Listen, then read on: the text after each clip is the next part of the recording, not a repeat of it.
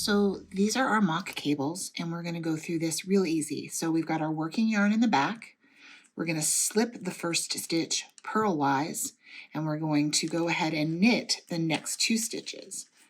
And then we're going to take our left-hand needle tip, insert it into the front of that slip stitch, and pass it over and off those other 2 stitches.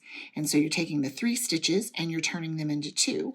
And then on the wrong side row, all you're going to do is we're going to come back and we're going to do a yarn over on the wrong side row in order to get the stitch count back up to snuff. And you can see what the mock cables look like right here.